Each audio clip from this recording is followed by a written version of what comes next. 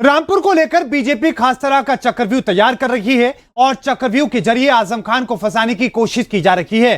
कोशिश यह है कि एक खास तरीके से एक तीर से दो शिकार किए जा सके और ये ऐसा चक्रव्यूह है जिससे अखिलेश यादव की परेशानी भी बढ़ सकती है। आखिर बीजेपी क्या बना रही है चक्रव्यूह, देखिए इस रिपोर्ट में।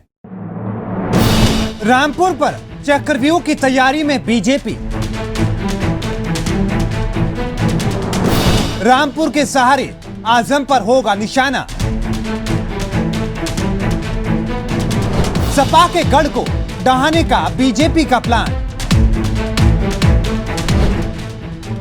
रामपुर सीट पर उपचुनाव होने जा रहे हैं और ऐसे में जहां सपा अपनी तैयारियों में जुटी है तो वहीं बीजेपी भी तैयारी में जुट चुकी है। और तैयारी क्या, बीजेपी एक खास तरह का चक्रव्यूह तैयार कर रखी है ताकि रामपुर के सहारे आजम खान को फंसाया जा सके। इतना ही नहीं, बीजेपी की कोशिश है कि सपा के गढ़ यानी कि रामपुर को फतेह करके अखिलेश यादव को झटका दिया जा सके और इसके लिए बीजेपी एक ऐसे उम्मीदवार को मैदान में उतारने जा रही है जिसका नाम सुनकर आप खुद हैरान रह जाएंगे। और यही उम्मीदवार रामपुर में आजम खान और अखिलेश यादव की परेशानी बन सकता है। हम आपको इस शख्स का नाम बताएं उससे पहले आपको बता दें कि आजम खान की नाराजगी की खबरों के बीच अखिलेश यादव ने अस्पताल में जाकर आजम खान से मुलाकात की और नाराजगी की खबरों पर विराम लगाने की कोशिश की।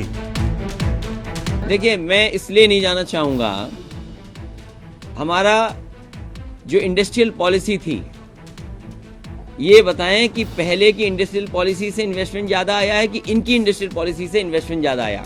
उदाहरण के लिए इन्होंने कहा कि बुंदेलखंड में सोलर एनर्जी का एक बड़े पैमाने पे काम शुरू होगा। अगर सोलर एनर्जी पे काम होना शुरू हो रहा है तो सरकार की योजना क्या है और बजट के लिए पैसा क्या है। रामपुर में सपा को घेरने के लिए बीजेपी केंद्रीय मंत्री मुख्तार अब्बास नकवी को उतारने की तैयारी में है और यही वो नाम है जिसने आजम खान और अखिलेश यादव की परेशानी को बढ़ा दिया है। इतना ही नहीं, दावा यह भी किया जा रहा है कि बीजेपी के इसी चक्रव्यूह को देखकर अखिलेश यादव ने हर नाराजगी को भुलाकर आजम खान से मुलाकात करने का फैसला किया। और तो और दावा यह भी किया जा रहा है कि 3 घंटे की मुलाकात के दौरान आजम खान से अखिलेश यादव ने इसी मुद्दे पर चर्चा की। संकटों का समय रहा है, कंटकों का काल रहा है। चारों तरफ संकट दिखाई पड़े, कभी तूफान आता था, कभी भूकंप आया है, कोरोना का कहर सबने देखा, युद्ध का प्रकोप देखा, युद्ध का असर पूरे विश्व में पड़ा है, भारत में भी पड़ा है, देखा है।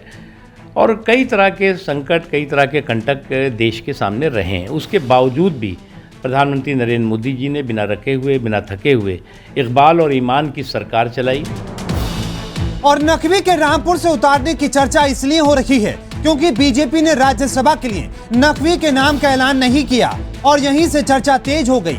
इसी चर्चा ने सपा को परेशान कर दिया है क्योंकि माना यह जाता है कि आजम खान जैसे मुस्लिम नेता के तौर पर पहचान रखते हैं, वैसे ही नकवी बड़े मुस्लिम नेता के रूप में उत्तर प्रदेश में पहचान रखते हैं। बीजेपी की कोशिश है कि नकवी को मैदान में उतारकर रामपुर में मुस्लिम वोटों को काटा जा सके और इसी बात से अखिलेश यादव परेशान है। अब देखना दिलचस्प होगा कि अखिलेश यादव बीजेपी के चक्रव्यूह का क्या इलाज करेंगे।